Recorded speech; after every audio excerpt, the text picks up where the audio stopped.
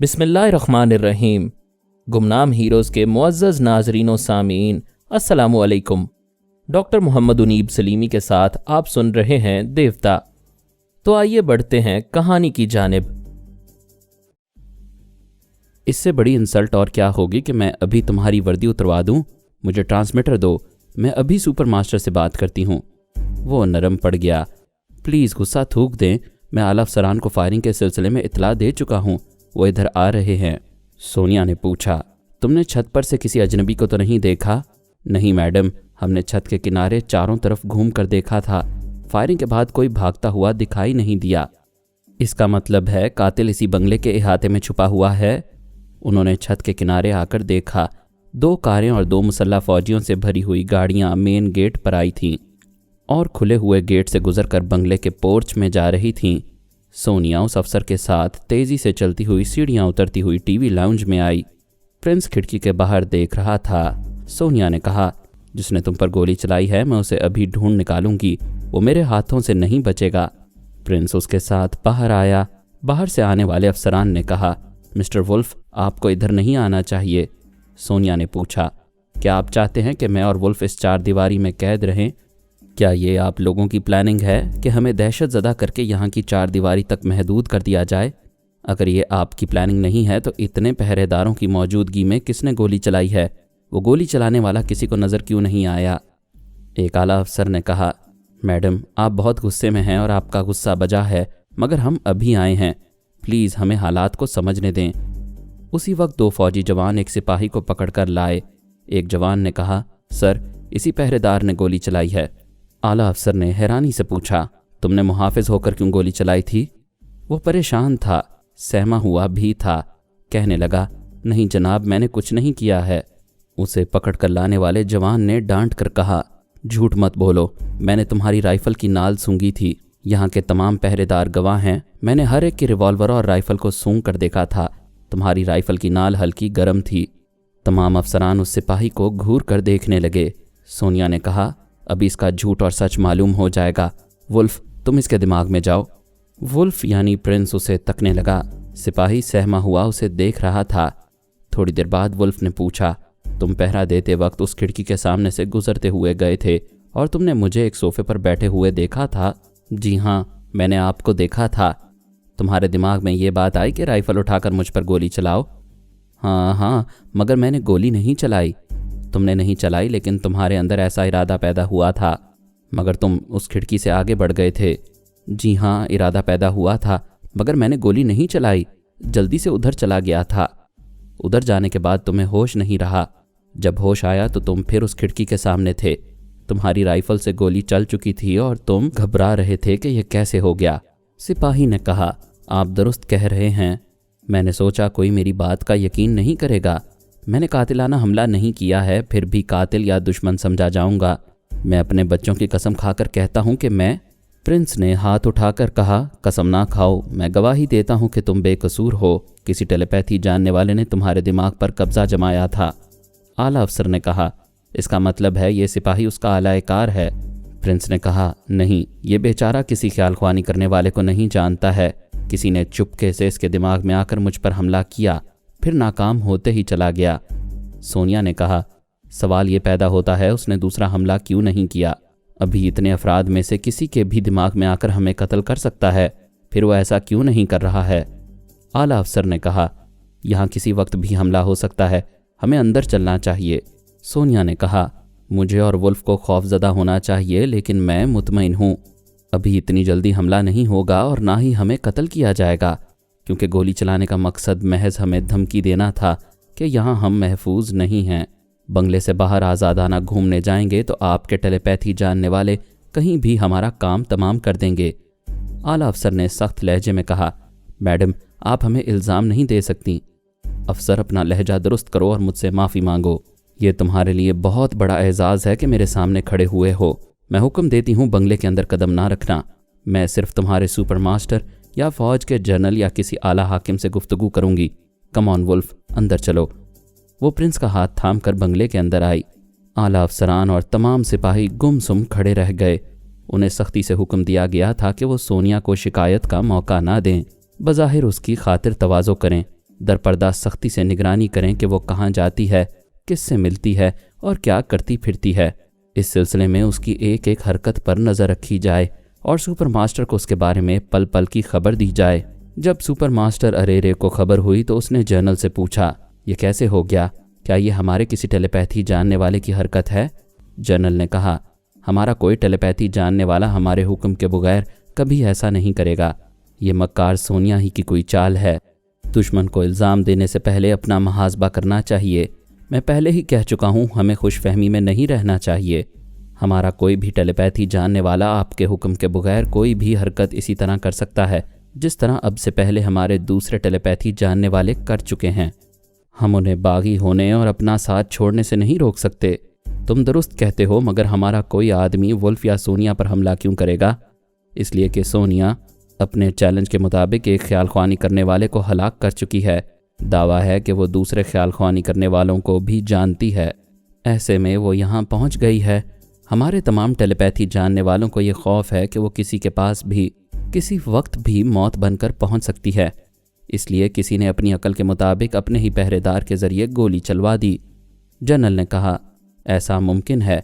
हमारे किसी टेलीपैथी जानने वाले की नादानी हो सकती है, मगर दूसरे पहलू पर भी गौर करो। सोनिया के पास 2 ख्याल ख्वानी करने वाले हैं, एक वुल्फ और दूसरा प्रिंस डैगर। उसने हमें चक्कर देने के लिए वुल्फ को एक पहरेदार के दिमाग में पहुंचाया होगा और उसी के ज़रिए वुल्फ पर नाकाम हमला कराया होगा। बेशक वो जानबूझकर नाकाम हमला करा सकती है। आप नायब सुपर मास्टर को सोनिया के पास भेज दें। जिस तरह वो हम पर इल्ज़ाम लगा रही है, नायब भी उसी तरह उस पर इल्ज़ामात लगाएगा और उससे ये मुल्क छोड़कर जाने की दरख्वास्त करेगा। क्या तुम चाहते हो कि वो चली जाए? हमारे चाहने से वो नहीं जाएगी। वो हड्डी की तरह गले में अटकी हुई है। अगर वो हमारी ज़मीन पर मारी गई तो पारस और अली तैमूर अपने टेलीपैथी जानने वालों के ज़रिए यहाँ तबाही मचा देंगे। हमें पिछले नुकसानात को याद रखना चाहिए, और अगर वो ज़्यादा अरसा यहाँ रहेगी तो हमारे टेलीपैथी जानने वाले उसके लिए मौत बन जाएंगे। वैसे फ़िलहाल इत्मीनान है कि वो पूरी तरह हमारी नज़रों में रहा करेगी। आधे घंटे बाद नायब सुपर मास्टर सोनिया से मुलाकात करने के लिए बंगले में आया। वो इल्ज़ाम देना चाहता था कि सोनिया ने जानबूझकर अपने एक ख्याल ख्वानी करने वाले के ज़रिए दूसरे ख्याल ख्वानी करने वाले पर नाकाम हमला कराया है। इससे पहले वो बोली, मिस्टर नायब सुपर मास्टर, मैंने आला अफसरान के सामने खामखा आपके टेलीपैथी जानने वालों पर इल्ज़ाम लगाया था। हमला आप लोगों की तरफ से नहीं हुआ है। फिर वह मुस्कुरा कर बोला, यह आपकी कोई चाल थी? उसने हैरानी से पूछा, मेरी क्या चाल हो सकती है? आप हमें किसी तरह उलझाना चाहती होंगी। क्या उलझाने वाली एतराफ़ करेगी कि हमला आप लोगों की तरफ से नहीं हुआ है? फिर किसने हमला किया था? आगे कोई बात करने से पहले मुझ पर से इल्ज़ाम वापस लें। मैंने कोई चाल नहीं चली है। आप माजरत तलब करें या फिर यहाँ से चले जाएं। सॉरी मैडम, मैं माजरत चाहता हूँ। आप मेरी उलझन दूर करें। हमला किसने किया था? क्या आप पास्कल बूबा का नाम लेंगी? हाँ, वो वुल्फ के पीछे पड़ गया है, क्योंकि वुल्फ उनके एक सीक्रेट एजेंट जेना को हुकूमत फ़्रांस के हवाले कर चुका है। मास्क मैन ने धमकी दी है, अगर जेना का ब्रेन वॉश किया जाएगा और उसे रिहा नहीं किया जाएगा तो वो वुल्फ को चैन से नहीं बैठने देंगे। पास्कल बूबा कहीं भी वुल्फ को गोली मार सकता है। नायब ने पूछा, उसने वुल्फ पर नाकाम हमला क्यों किया था? ये बात मोटी सी अकल वाला भी समझ सकता है कि वुल्फ मर जाएगा तो पास्कल किसे हमारी कमज़ोरी बनाकर जेना को रिहाई दिलाएगा। ओह, अब समझ में आया, ये आपका और मास्क मैन का झगड़ा है। बाय द वे, यहाँ आपका क़याम कब तक रहेगा? क्या आप भगाना चाहते हैं? वो बोला, दोस्त को कोई नहीं भगाता और दुश्मन को कोई बर्दाश्त नहीं करता। आप वाजे कर दें कि दोस्त बनकर आई हैं या दुश्मन बनकर। दुनिया के हर मुल्क में, हर शहर में दोस्त भी होते हैं और दुश्मन भी। जिनमें जहानत होती है वो दुश्मन को दोस्त बना लेते हैं। जो अकल से पैदल होते हैं वो दोस्त को दुश्मन बना लेते हैं। ये तो आप बेहतर जानते हैं कि मुझे क्या बनाएंगे। आपसे बातों में जीतना बहुत मुश्किल है। मैं साफ साफ पूछता हूँ, आप हमारे कितने टेलीपैथी जानने वालों से वाकिफ़ हैं? मुझे अफसोस है, मैं तादाद नहीं बता सकती। क्या आप एतराफ़ करेंगी कि आप उन्हें हलाक करने आई हैं? मेरा ऐसा कोई इरादा नहीं है। मैं खामखा क्यों किसी को हलाक करूँगी? आप कसम खा सकती हैं? मैं खुदा को हाजिर और नाजिर जानकर कसम खाती हूँ और वादा करती हूँ कि आपके किसी टेलीपैथी जानने वाले को जानी, जिस्मानी और दिमागी नुकसान नहीं पहुँचाऊँगी। प्रिंस ने कमरे में आकर नायब सुपर मास्टर से मुसाफहा करते हुए कहा, آپ کا اعتماد حاصل کرنے کے لیے میں بھی خدا کو حاضر و ناظر جان کر وعدہ کرتا ہوں، آپ کے کسی بھی ٹیلیپیتھی جاننے والے کو مجھ سے کوئی نقصان نہیں پہنچے گا۔ نائب نے مسکرا کر کہا، میں آپ دونوں کی قسموں اور وعدوں کو خوب سمجھ رہا ہوں۔ بے شک آپ اپنے وعدوں پر قائم رہیں گے، لیکن علی تیمور کے ذریعے نقصان پہنچاتے رہیں گے۔ علی تیمور؟ سونیا نے تعجب کا اظہار کرتے ہوئے پوچھا، کیا علی یہاں آیا ہوا ہے؟ آپ انجان بن رہی ہیں، آپ دوست بننے والوں پر بے اعتمادی ظاہر کر کے مایوس کر رہے ہیں۔ اول تو میں علی کے متعلق قسم کھا کر کہتی ہوں کہ اس کی یہاں موجودگی کا مجھے علم نہیں ہے۔ دوم یہ کہ علی تیمور آپ کو نقصان پہنچائے یا نہ پہنچائے یہ اس کا فعل ہے، ہماری قسموں اور وعدوں کا اس سے کیا تعلق؟ ایک بار پھر معذرت چاہتا ہوں، ہمارے لیے یہی بات اطمینان بخش ہے کہ ہمارے ٹیلیپیتھی جاننے والوں کو آپ سے اور مسٹر ولف سے کوئی خطرہ نہیں ہے۔ شکریہ۔ وہ کسی حد تک مطمئن ہو کر اٹھ گیا، پھر ان سے مصافحہ کر کے چلا گیا۔ پرنس نے دروازے کو اندر سے بند کرتے ہوئے پوچھا، انہیں یہ شبہ کیوں ہے کہ ہم ان کے خیال خوانی کرنے والوں کو ہلاک کرنے آئے ہیں؟ ہمارے اور ان کے درمیان دوستی نہیں ہے، جہاں دوستی نہیں ہوتی وہاں ایک دوسرے کے خلاف طرح طرح کے شبہات پیدا ہوتے ہیں۔ کیا تم ان کے ٹیلیپیتھی جاننے والوں سے واقف ہو؟ سونیا نے اسے گھور کر دیکھا۔ وہ جلدی سے دماغ میں آ کر بولا، کیا مجھ سے کوئی غلطی ہوئی ہے؟ وہ بولی، میں دنیا والوں کو یہ تاثر دے رہی ہوں کہ تم سے بہت قریب ہوتی جا رہی ہوں اور تم ہر معاملے میں میرے رازدار ہو، لیکن ایسے سوالات کر کے تم دشمنوں کو یہ سمجھانا چاہتے ہو کہ تم برائن ولف نہیں ہو، کوئی اور ہو جس سے میں نے بہت سی باتیں چھپائی ہوئی ہیں۔ سوری، مجھ سے غلطی ہو گئی، مجھے سوچ کے ذریعے ایسی باتیں کرنی چاہیے، لیکن تم مجھ سے ایسی باتیں کیوں چھپاتی ہو؟ میرے معلومات کے خزانے میں نہ ختم ہونے والی خفیہ باتیں ہیں، وہ تمام باتیں بتانے بیٹھوں تو دن سے رات ہو جائے گی اور رات سے دن ہو جائے گا، لہٰذا جس بات کو ظاہر کرنے کا موقع ہوتا ہے اسے ظاہر کرتی ہوں، ورنہ خاموشی اختیار کرتی ہوں۔ خاموشی میں سکون بھی ملتا ہے اور سلامتی بھی۔ وہ صوفے پر آ کر اس کے قریب بیٹھ گیا، پھر بولا، تم دلائل سے مطمئن کر دیتی ہو، اس کے باوجود ایسا لگتا ہے جیسے مجھے اپنا نہیں سمجھتی ہو۔ میں تمہیں اپنا اور صرف اپنا سمجھتی ہوں، اس بات کا یقین تمہیں کیسے ہوگا؟ اس نے سونیا کے ہاتھ پر ہاتھ رکھا، وہ کچھ نہ بولی، پھر اس نے اس ہاتھ کو دونوں ہاتھوں سے تھام لیا۔ وہ خاموش رہی۔ خطرناک فائٹر ہونے کے باوجود اس کا ہاتھ پھول کی طرح ملائم تھا۔ وہ پھول کا بوسہ لینے جھکا تو اس نے اپنا ہاتھ کھینچ لیا۔ پرنس نے پوچھا، کیا ہوا؟ وہ منہ پھیر کر بولی، کچھ نہیں۔ جب میں تمہارا اپنا ہوں تو کیا یہ ہاتھ میرا اپنا نہیں ہو سکتا؟ پلیز سمجھنے کی کوشش کرو، میں عمر میں تم سے بڑی ہوں۔ اب تک سوچ کے ذریعے گفتگو ہو رہی تھی، پھر وہ بے اختیار ہنسنے لگا۔ ہنستے ہنستے کہنے لگا، تم اور مجھ سے عمر میں بڑی ہو، ذرا آئینہ تو دیکھو۔ سونیا نے اسے گھور کر دیکھا۔ وہ جلدی سے دماغ میں آ کر بولا، کیا یہ باتیں بھی سوچ کے ذریعے ہوتی رہیں گی؟ وہ بولی، خفیہ مائک کے ذریعے دوسری جگہ ہماری باتیں سنی جا رہی ہیں اور تم انہیں سنا رہے ہو کہ میں خود کو تم سے عمر میں بڑی سمجھتی ہوں، جبکہ تم تو فرہاد کا چہرہ ہو اور مجھے فرہاد سے عمر میں زیادہ نہیں ہونا چاہیے۔ او گاڈ، تم رومانس کے وقت بھی کتنی محتاط رہتی ہو۔ بہرحال تم عمر کا بہانہ کر کے مجھ سے دور ہو رہی ہو۔ یہ بہانہ نہیں، حقیقت ہے۔ جیسا کہ تم نے بتایا تھا، فرہاد تمہاری تنہائی میں 20 برس سے نہیں آیا۔ اس حساب سے تم 20 برس کی کنواری ہو۔ تمہارے بدن میں دوشیزگی کوٹ کوٹ کر بھری ہوئی ہے۔ تمہارے چہرے کی تازگی اور حسن کی شادابی کہتی ہے کہ ابھی کلی کھل رہی ہے اور کھلتے کھلتے پھول بنتے بنتے رہ گئی ہے۔ وہ صوفے سے اٹھ گئی، آئینے کے سامنے آ گئی۔ آئینہ صاف طور سے کہہ رہا تھا کہ وہ 20 اور 25 کے درمیان ہے، جذبات سے بھری ہوئی ہے۔ پرنس کے ہاتھ لگانے سے دل میں ہلچل مچ گئی ہے۔ حیا سے رخسار تمتما رہے ہیں، آنکھیں صرف پرنس کو دیکھنا چاہتی ہیں اور دل صرف پرنس کو مانگتا ہے، اور صرف دل نہیں، کورے بدن کے جذبے بھی اسے پکار رہے ہیں۔ کیا سونیا ایسی ہو سکتی ہے؟ کیا وہ عشق اور ہوس کی دلدل میں جا سکتی ہے؟ نہیں، وہ سونیا نہیں تھی، سونیا ثانی تھی۔ میں خیال خوانی کی پرواز کرتا ہوا سونیا کے پاس آیا تو وہ علی تیمور کے ساتھ واشنگٹن پہنچ چکی تھی۔ واشنگٹن پہنچنے سے پہلے بوڑھی ہو گئی تھی، سر کے بال سفید ہو چلے تھے، چہرے پر ہلکی سی جھریاں پڑ گئی تھیں، صورت بدل چکی تھی۔ ایک ایسی معمر بوڑھی نظر آ رہی تھی جیسی ورجینیا اسٹیٹ کی اکثر بوڑھیاں اور بوڑھے نظر آتے ہیں۔ وہ ایک فیملی ویگن کار ڈرائیو کرتی ہوئی بالٹی مور کی سمت جا رہی تھی اور بیگم روبی سائمن کے روپ میں تھی۔ उसका शौहर साइमन मैथ्यू साथ वाली सीट पर बैठा हुआ था और उसका बेटा जिमी मैथ्यू यानी अली तैमूर पिछली सीट पर साइंस के एक पेचीदा मसले पर किताब पढ़ रहा था। साइमन मैथ्यू एक पब्लिशर था। 25 बरस से इवनिंग न्यूज़ नामी डेली अखबार शाया करता आ रहा था। सियासी और सरकारी हलकों में उसकी दूर तक पहुंच थी। बरसों से जानी पहचानी बाएतमाद शख्सियात की फहरिस्त में उसका नाम था। उसके 2 बेटे थे, एक जिमी मैथ्यू और दूसरा Mickey Matthew.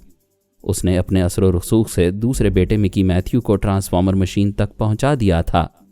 Colonel Jacob Wahlberg अपनी बेटी जोरा जोरी के लिए मिकी मैथ्यू को पसंद करता था, इसलिए मिकी के लिए टेलीपैथी का इल्म हासिल करना आसान हो गया था। इस आसानी के बाद साइमन मैथ्यू के लिए मुश्किलात पैदा हो गई थीं, क्योंकि मैं जोरा जोरी के ज़रिए उसके टेलीपैथी जानने वाले बेटे मिकी मैथ्यू के मुतल्लिक बहुत कुछ जान चुका था।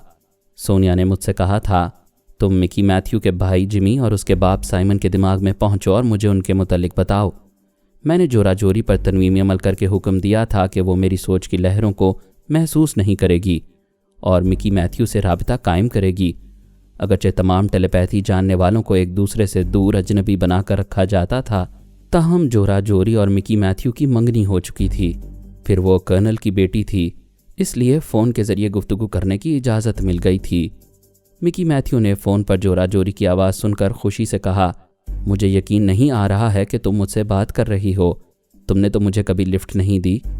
वो बोली, मैं परेशान हूँ, सोनिया के चैलेंज से खौफज़दा हूँ। ज़िंदगी एक पल की लग रही है। अपने दिल से खौफ निकाल दो। सोनिया ने अपने चैलेंज के मुताबिक एक टेलीपैथी जानने वाले को हलाक कर दिया है। हमारे हुक्काम और सोनिया के दरमियान मज़ाकरात हो रहे हैं। जल्द ही समझौता हो जाएगा। डैडी भी मुझे यही समझा रहे हैं। जोरा जोरी, मैं दिल की बात कहना चाहता हूँ, दिमाग में आओगी? मैं तुम्हारे कहने से पहले ही तुम्हारे दिमाग में आ सकती थी, लेकिन ना मैं तुमसे दिमागी राब्ता करूँगी, ना तुम्हें अपने पास आने दूँगी। वो क्यों? वो इसलिए कि सोनिया का कोई ख्याल ख्वानी करने वाला तुम्हारे नाम से मेरे दिमाग में और मेरे नाम से तुम्हारे दिमाग में आ सकता है। हम कोड वर्ड्स मुकर्रर कर लेंगे। मैं कोई ख़तरा मोल लेना नहीं चाहती। क्या तुम योगा की मशकें कर रहे हो? हाँ, अभी योगा की जिस्मानी मशकें जारी हैं। अगले हफ्ते से मुझे सांस रोकने की ट्रेनिंग दी जाएगी। हॉस्टल की ज़िंदगी में यूं तो सब कुछ है, बस एक तुम्हारी कमी महसूस होती है। मिकी मैथ्यू और बहुत सी बातें कर रहा था। मेरे लिए इतनी मालूमात काफ़ी थीं कि अभी उसने सांस रोकने की मशकें शुरू नहीं की हैं। मैं आराम से उसके दिमाग में पहुंच गया और चुपचाप उसके ख्यालात पढ़ने लगा। पता चला वो भी अंदर से सहमा हुआ है कि सोनिया उसकी शारग तक ना पहुंच जाए। जनरल वाइजर ने उससे कहा था, तुम लोग टेलीपैथी का इल्म सीख कर मुल्क और कौम के लिए फौलादी ढाल बन जाओगे। तुम ऐसे हथियार हो जिसके सामने एटम और हाइड्रोजन बमों की भी अहमियत नहीं है। लेकिन तुम में से कोई दुश्मन की गिरफ्त में आएगा तो वो तुम्हारे इस हथियार को हमारे ही खिलाफ इस्तेमाल करेगा। लिहाजा तुम में से किसी को भी शुबा हो कि तुम्हारी सोच कुछ बदल रही है या तुम खिलाफ मामूल कोई काम कर रहे हो तो एक मुहिब वतन की हैसियत से हमें बता दो। हम तुम्हारे दिमागों से टेलीपैथी का इल्म मिटा देंगे ताकि दुश्मन तुमसे फ़ायदा ना उठा सके। जब ख़तरा टल जाएगा तो तुम्हें दोबारा ट्रांसफार्मर मशीन के ज़रिए ये इल्म सिखा दिया जाएगा। ऐसा ज़बरदस्त और गैर मामूली इल्म सीखने के बाद कौन चाहेगा कि उससे ये इल्म छीन लिया जाए और उसे नाकाबिले शिकस्त और गैर मामूली आदमी से मामूली आदमी बना दिया जाए। केनी पॉल और जोरा जोरी की तरह मिकी मैथ्यू भी टेलीपैथी से महरूम होना नहीं चाहता था।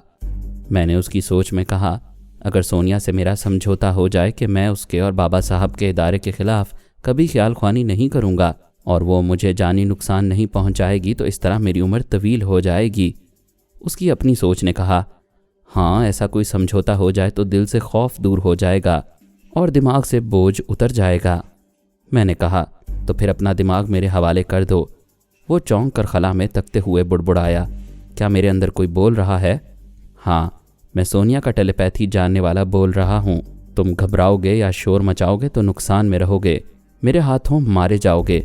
अगर मैंने छोड़ दिया तो जनरल वाइजर या सुपर मास्टर तुम्हारे दिमाग से टेलीपैथी का इल्म मिटा देंगे, बल्कि तुम्हें हमारा आला कार और अपने लिए मुसीबत समझकर गोली मार देंगे।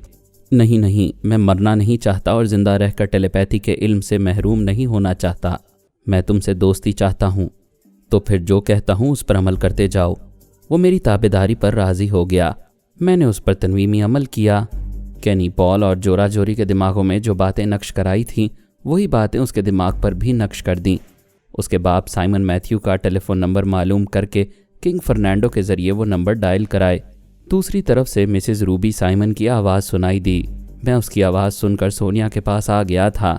उसे तमाम रुदाद सुना दी। वो सुनती रही और सोचती रही, फिर बोली, मिकी के बाप, भाई और माँ पर भी तरमीमी अमल करो और उन्हें अपना पाबंद बनाओ। तीनों को लंदन या फ्रैंकफर्ट बुलाओ। मैं और अली मिसेस रूबी मैथ्यू और जिमी मैथ्यू बनकर यहाँ से साइमन के साथ जाएंगे। मैंने यही किया और उन तीनों को तनवीमी अमल के ज़रिए अपना पाबंद बनाया। वो तफरी की खातिर लंदन आए। सोनिया और अली लंदन में उनकी रिहाइश गाह तक पहुँच गए। डॉक्टर शेफर्ड उनके साथ था। उसने प्लास्टिक सर्जरी के ज़रिए सोनिया और अली को रूबी और जिमी बना दिया। असली रूबी और जिमी को सोनिया की नई बस्ती में पहुंचा दिया गया। इस तरह वो दोनों साइमन मैथ्यू के साथ वाशिंगटन पहुंच गए थे और अब एक वैगन कार में बाल्टीमोर की रिहाइशगाह की तरफ जा रहे थे। मैंने साइमन मैथ्यू के दिमाग में ये बात नक्श कर दी थी कि वो अपनी बीवी रूबी और बेटे जिमी के साथ लंदन से वापस आया है। वो मेरा मामूल रहकर उन पर किसी तरह का शुबा नहीं करेगा। अब ये बात वाज़े हो चुकी है कि सोनिया ने बाबा साहब के इदारे से अपनी डमी सोनिया सानी को न्यूयॉर्क क्यों भेजा है। प्रिंस डैगर के फरिश्ते को भी इल्म नहीं है कि वो डमी के साथ है, और डमी भी ऐसी ज़हीन और तेज़ तरार थी कि अपने हर अमल से और हाजिर दिमागी से बिल्कुल सोनिया ही सोनिया थी। इसीलिए वो इदारे में सोनिया सानी कहलाती थी। ये उसकी अपनी जहानत थी कि उसने एंटी मेकअप कैमरे के सामने से गुजरकर दुश्मनों को चकरा दिया था। कोई 10 बरस पहले उसने सोनिया की डमी बनने के लिए मुख्तलिफ इम्तिहानात पास किए थे। फिर प्लास्टिक सर्जरी के ज़रिए उसे सोनिया का हम शक्ल बनाया गया था। यानी न्यूयॉर्क आने के लिए उसे मज़ीद सोनिया का मेकअप नहीं करना चाहिए था, लेकिन उसने दूर की सोची थी कि दुश्मन डमी पर शुबा कर सकते थे। अगर वो दुश्मनों के सामने सोनिया का मेकअप उतार कर एक अजनबी लड़की नज़र आए और फिर अजनबी लड़की का मास्क उतार कर दोबारा सोनिया दिखाई दे, तो दुश्मनों को पूरा यकीन हो जाएगा कि ऐसा चक्कर देने वाली ये असली सोनिया है। सोनिया सानी की ये चाल कामयाब हुई थी। सुपर मास्टर, आला फौजी अफसरान और दूसरे हुकाम ने उसे मुकम्मल एतमाद के साथ सोनिया तस्लीम कर लिया था। जब वो न्यूयॉर्क के सरकारी बंगले में पहुंच गई तो मैंने उसकी खैरियत मालूम करने के लिए दिमाग के दरवाजे पर दस्तक दी। उसने फ़ौरन ही सांस रोक ली। कोड वर्ड्स अदा करना ज़रूरी था। मैंने दूसरी बार दिमाग में पहुंचते ही कहा, love from Sonia to Sonia Sani. मैं ब्रायन वुल्फ हूँ, प्रिंस डैगर नहीं हूँ। वो गुस्ल करने के बाद लिबास पहन रही थी। उसके साथ ही न्यूयॉर्क के एयरपोर्ट से उस सरकारी बंगले तक पहुंचने की रुदाद सुनाने लगी थी। मैंने सुनने के बाद कहा, तुम बिल्कुल सोनिया की तरह चालें चलती हो। मुझे ख़ास तौर पर सिस्टर सोनिया ने ट्रेनिंग दी है। क्या तुमने बचपन में बाबा साहब के इदारे में परवरिश पाई है? ऐसी बातें हम फिर कभी फुर्सत में करेंगे। अभी एक काम कर दें। वो अपने बारे में ज़्यादा कुछ बताना नहीं चाहती थी। साफ तौर पर कह सकती थी कि मैं ऐसे सवालात ना करूं, लेकिन उसने टाल दिया था। आइंदा भी मुझसे काम लेते रहने के लिए मुझे नाराज़ नहीं करना चाहती थी। बिल्कुल सोनिया के तरीक़ाकार पर चल रही थी। मैंने पूछा, क्या काम है? ये प्रिंस डैगर जो मेरे साथ ब्रायन वुल्फ बनकर आया है, इस पर एक हमला करा दो। नाकाम हमला। मैंने ताज्जुब से पूछा, इसका फ़ायदा क्या होगा? वो बोली, जिस तरह मैंने दुश्मनों को यकीन दिलाया है कि मैं ही असली सोनिया हूँ, इसी तरह इसे असली ब्रायन वुल्फ साबित करूँगी। कैसे करोगी? मैं बयान दूंगी कि वुल्फ ने मास्क मैन की सीक्रेट एजेंट जेना को फ्रांसीसी हुकूमत के हवाले किया है, लिहाजा मास्क मैन ने वार्निंग दी है अगर जेना को रिहा ना किया गया तो वुल्फ को कहीं भी गोली मारी जा सकती है। इसीलिए तुम चाहती हो मैं धमकी के तौर पर नाकाम हमला कराऊं? हाँ, अब तुम ये ना कहना कि मैं सिस्टर सोनिया की तरह चालें चलती हूँ। ना कहने के बावजूद ये हकीकत है। पहले तो यही समझा जाएगा कि इतने सख्त पहरे के बावजूद सुपर मास्टर के किसी टेलीपैथी जानने वालों में से किसी ने गोली चलाई है। कोई और ऐसा नहीं कर सकता। लेकिन तुम उसका इल्ज़ाम पास्कल बूबा पर लगाओगी और जेना की गिरफ्तारी के हवाले से बात करोगी तो यहाँ दुश्मनों को यकीन आ जाएगा कि ब्रायन वुल्फ ही तुम्हारे साथ है। वो बोली, सिर्फ इतना ही नहीं, ये वुल्फ बनकर रहने वाला प्रिंस बड़ा आशिक मिजाज है। मुझे यकीन है कि वो अभी कमरे में बैठा मेरे ही मुतल्लिक सोच रहा होगा। तुम्हारी तरफ से एक गोली चलेगी तो वो ख्यालों की दुनिया से अमली मैदान में पहुंच जाएगा। मैंने हंसते हुए पूछा, क्या तुम्हें उससे इश्क नहीं है? मुझे सिर्फ अपनी आइडियल सोनिया से इश्क है। फरहाद के मुतल्लिक क्या ख्याल है? मरहूम के लिए मेरे दिल में बड़ी इज्जत है, खुदा मगफिरत करे। मैं उसके दिमाग से निकल आया। बेचारा मुर्दा इसके आगे क्या कह सकता था। मैंने उसकी फरमाइश के मुताबिक एक पहरेदार के ज़रिए प्रिंस डैगर पर नाकाम हमला किया। फिर सोनिया के पास आ गया। उसने पूछा, क्या रिपोर्ट है? मैंने कहा, तुम्हारी ये सोनिया सानी तो बड़ी ज़बरदस्त है, ये तुम रिपोर्ट पेश कर रहे हो? कोई अजीबोगरीब सामने आए तो पहले उसका ही जिक्र होता है। वो अजीबोगरीब नहीं है, इंसान की बच्ची है। आगे बोलो। मैंने सोनिया सानी की तमाम रूदाद सुना दी। वो सुनने के दौरान मुस्कुराती रही। मैंने कहा, उसकी हाजिर दिमागी और मक्काराना चालों पर खुश हो रही हो? सिर्फ खुशी ही नहीं, फ़ख्र भी महसूस करती रही हूँ। जानते हो, वो मेरी बेटी है। मैंने हंसते हुए कहा, पारस और अली तैमूर तुम्हारे 2 बेटे हैं, अब किसी बेटी का इजाफा ना करो, मैं खुद को बूढ़ा महसूस करने लगूंगा। बेगैरती कभी बूढ़ी नहीं होती और गैरतमंद नौज़ायदा बेटी को देखते ही बूढ़ा हो जाता है। बकवास ना करो, मैंने कसम खाई है जना के बाद कोई दूसरी मेरी ज़िंदगी में नहीं आएगी। जना ही तुम्हें काबू में रखे तो ये एक मोज़ा होगा। बहरहाल मेरी बेटी के पास जब भी जाओ, नज़रें झुकाकर, गर्दन झुकाकर और कमर झुकाकर, ताकि वो तुम्हें एक बाप का एहतराम दे सके। प्लीज़ मुझे नसीहत ना करो, मेरी ज़िंदगी में ऐसी कई लड़कियां आई हैं जिन्हें मैं बेटी कहता रहा हूँ। अब ये बातें ख़त्म करो और मेरे मामले पर गुफ्तगू करो। वो औरत कहाँ है जो मेरे दिमाग में आया करती थी? तुम उसे क्यों याद कर रहे हो?